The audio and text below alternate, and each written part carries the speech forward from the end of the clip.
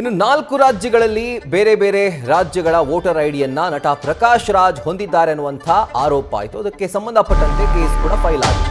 ಇವತ್ತು 48ನೇ ACJM ಕೋರ್ಟ್ಗೆ ನಟ ಪ್ರಕಾಶ್ ರಾಜ್ ಹಾಜರಾಗಿದ್ದಾರೆ. ಒಂದು ಆರೋಪ ಸಂಬಂಧ ಕೋರ್ಟ್ನಲ್ಲಿ ನಾನ್ ಬೇಲಬಲ್ ವಾರೆಂಟ್ ಜಾರಿಯಾಗಿತ್ತು.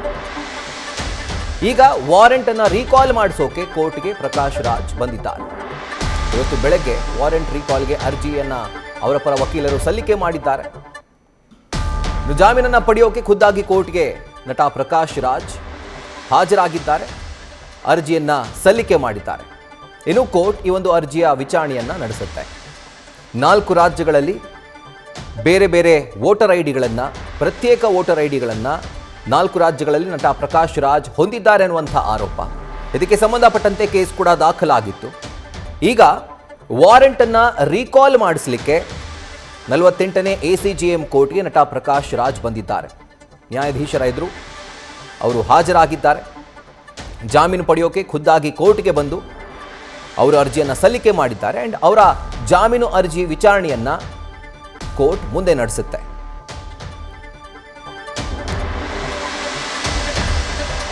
ಒಬ್ಬ ವ್ಯಕ್ತಿಗೆ ಯಾವುದೇ ರಾಜ್ಯದಲ್ಲಾಗಿರಬಹುದು,